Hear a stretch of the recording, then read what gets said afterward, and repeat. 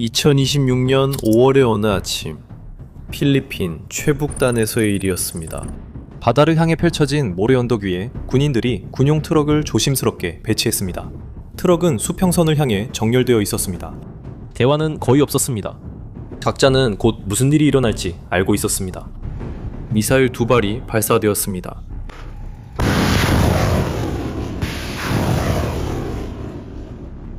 모래가 날아올랐습니다. 소음이 공기를 흔들었습니다.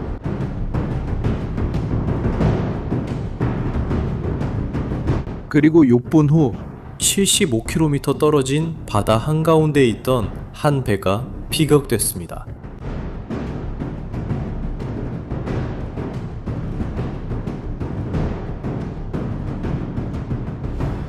그리고 침몰했습니다. 같은 바다의 반대편에서 중국이 지켜보고 있었습니다. 그리고 중국은 자신들이 본 것을 마음에 들어하지 않았습니다.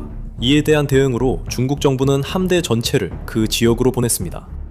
구축함, 호위함, 첩보선, 해안 경비대까지 이 모든 것이 필리핀에서 벌어지고 있는 일을 감시하기 위해 파견된 것이었습니다.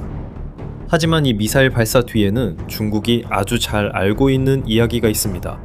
그리고 이 이야기는 왜 중국 정부가 수십 년 만에 오늘날 더 걱정하고 있는지를 설명해 줍니다. 그 미사일 발사가 왜 그렇게 중요했는지 이해하려면 일본에 대해 한 가지를 알아야 합니다. 미국과의 유대는 여전히 강합니다. 제2차 세계대전 이후 일본은 굴욕적으로 패배했습니다. 도시들은 파괴되어 있었습니다. 나라 전체가 폐허가 되어 있었습니다. 그리고 세계는 평화의 대가로 아주 분명한 한 가지를 요구했습니다. 다시는 일본이 자국 영토 밖에서 군사력을 공격적으로 사용하지 않을 것입니다. 다시는 다른 나라에서 무기를 발사하지 않을 것입니다. 이 약속은 일본 헌법, 즉 나라에서 가장 중요한 문서에 직접 명시되어 있습니다. 이것은 마치 돌에 새겨진 법처럼 이렇게 말하고 있었습니다. 일본은 자신을 방어하기 위해 존재합니다. 결코 공격하기 위해서가 아닙니다. 그리고 80년 동안 일본은 이 약속을 지켜왔습니다. 하지만 그날 필리핀의 모래 언덕에서 그 약속은 끝이 났습니다. 이 일의 규모를 이해하려면 이렇게 생각해 보세요. 수십 년 동안 전 세계에 다시는 자국 밖에서 군대를 사용하지 않겠다고 약속해온 나라를 상상해 보세요. 그리고 갑자기 예고도 없이 이웃나라 영토에 군인과 미사일을 보냈다고 상상해 보세요. 전 세계가 멈추고 주목할 것입니다. 바로 그런 일이 여기서 단지 지구 반대편에서 일어났습니다. 발사된 미사일의 이름은 88식입니다. 이 미사일은 일본의 대기업 중 하나인 미쓰비시 중공업에서 제조합니다. 각 미사일에는 전함 전체를 파괴할 수 있는 폭발물이 들어 있습니다. 그리고 그날까지 이 미사일들은 일본 영토 밖에서 발사된 적이 한 번도 없었습니다. 하지만 이 발사에는 매우 주목할 만한 두 가지 세부 사항이 있습니다. 첫 번째는 침몰된 선박에 관한 것입니다. 그 배의 이름은 BRP 캐손이었고 꽤 흥미로운 역사를 가지고 있었습니다. 이 선박은 1944년에 미국에서 건조되었습니다. 제2차 세계대전 중에 바로 일본과 싸우기 위해서였습니다. 바다를 항해하며 임무를 수행했습니다. 그리고 수십 년 후 필리핀 해군의 손에 넘어갔습니다. 그리고 일본군과 싸우기 위해 건조된 지 80년이 지난 후 그들에 의해 침몰당했습니다. 이번에는 동맹국으로서였습니다. 두 번째 세부 사항은 더욱 의미심장합니다. 타입 88은 35년 넘게 사용된 오래된 미사일입니다. 일본은 이 미사일보다 훨씬 더 현대적이고 강력한 미사일을 자국 내에 보유하고 있습니다. 하지만 필리핀에서는 가장 오래된 것을 사용하기로 선택했습니다. 많은 분석가들에게 이것은 계산된 무력 시위였습니다. 충분히 심각하게 받아들여질 만큼 크지만 너무 과하게 확전되지 않을 만큼 절제된 행동이었습니다. 마치 자켓을 여는 것과 같았습니다. 그리고 권총집을 보여주는 것이었죠. 총을 뽑지 않고요. 그런데 도대체 왜 필리핀일까요? 전 세계 수많은 나라 중에서 왜 일본은 2차 세계대전 이후로 하지 않았던 일을 굳이 필리핀에서 하기로 한 걸까요? 잠깐만 이 점을 생각해보세요. 만약 당신이 일본이라면 전쟁을 선포하지 않고 중국에 메시지를 보내려 할 때 어디에서 하겠습니까? 가장 전략적인 장소는 어디일까요? 답을 이해하려면 지도를 봐야 합니다. 바다 한가운데 자연 울타리가 있다고 상상해보세요. 그 울타리는 일본에서 시작해 대만을 지나 필리핀에서 끝나며 중국은 그 안에 있습니다. 그리고 남쪽, 즉 열린 바다로 나가는 주요 출구입니다. 진짜 태평양으로 나가려면 필리핀과 대만 사이에 좁은 문을 통과해야 합니다. 중국의 군함들이 열린 바다로 나가려면 이 문을 반드시 통과해야 합니다. 이 문을 통해서야 중국이 세계 어디에서든 활동할 수 있습니다. 이 문이 없으면 중국은 자국의 바다에만 갇히게 됩니다. 마치 링 구석에 몰린 복서처럼 말이죠. 힘은 있지만 움직일 공간이 없는 거죠. 이렇게 생각해보세요. 누군가가 좁은 복도에서 나가는 걸 막으려면 어디에 서 있을까요? 문 앞이겠죠? 그리고 바로 그 복도의 문 앞에 일본, 미국, 필리핀이 그 훈련에서 자리를 잡았던 겁니다.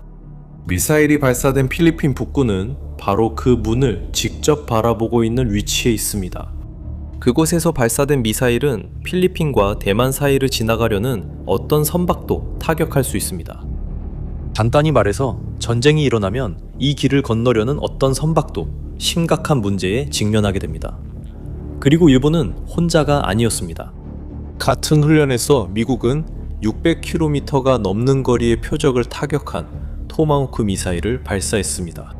필리핀도 자체 미사일을 배치해두고 있었습니다. 그리고 세 나라는 처음으로 이 전체 회랑을 처음부터 끝까지 커버할 수 있는 무기 네트워크를 구축했습니다.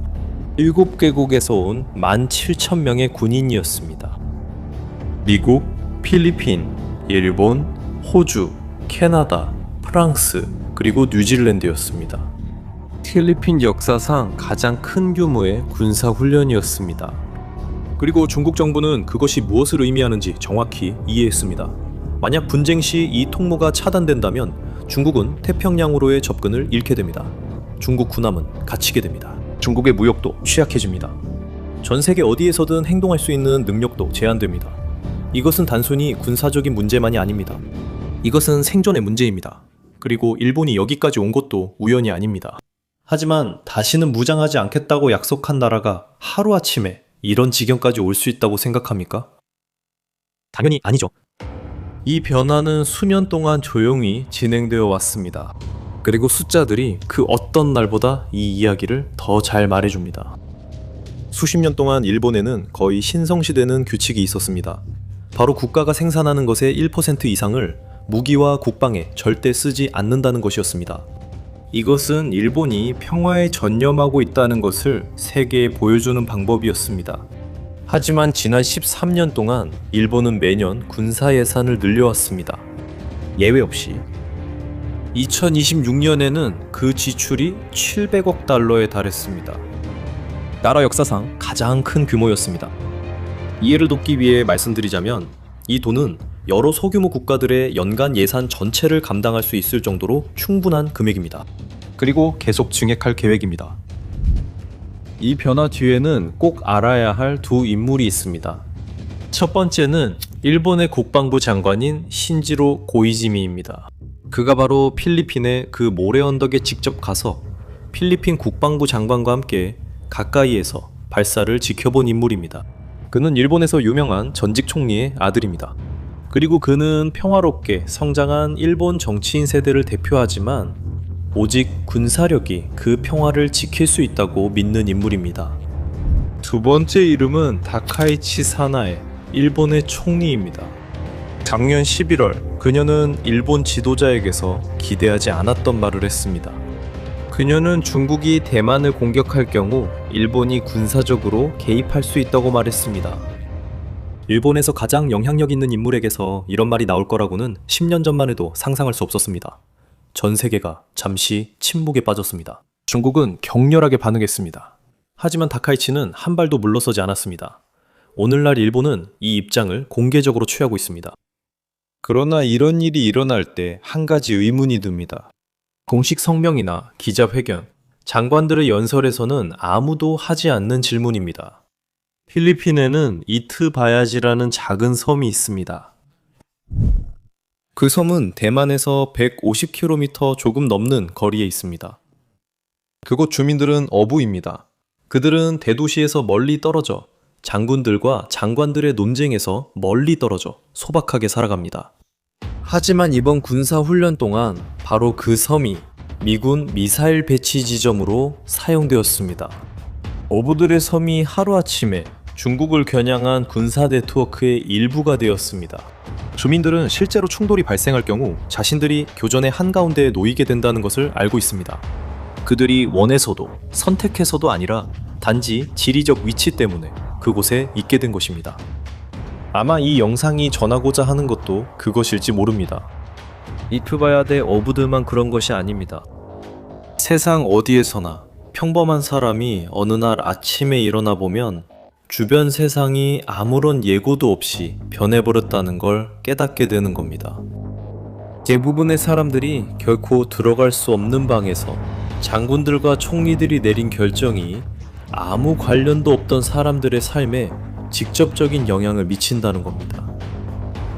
2026년 5월 필리핀에서 있었던 발포는 단순한 무기 시험이 아니었습니다. 그것은 하나의 메시지였죠. 80년 동안 침묵을 지켜온 일본이 바로 그 순간을 선택해 전 세계, 특히 중국 정부에 자신들이 행동할 준비가 되어 있다는 것을 보여주기로 한 겁니다. 전후의 약속이 끝났다는 것. 세계가 알던 평화주의 일본이 서서히 다른 무언가로 대체되고 있다는 것을 의미합니다. 그리고 중국은요? 중국은 그 메시지를 이해했습니다. 훈련이 끝난 후 며칠 동안 중국 정부 대변인들은 언론에 나와 일본의 군국주의가 부활하고 있으며 이 지역의 평화를 위협하고 있다고 말했습니다. 그들은 강경한 표현을 썼습니다. 최고 수위의 경고성 발언이었습니다. 그러나 그 말들 뒤에는 더 구체적인 것이 있었습니다. 중국을 둘러싼 포위망이 점점 좁혀지고 있다는 인식이었습니다.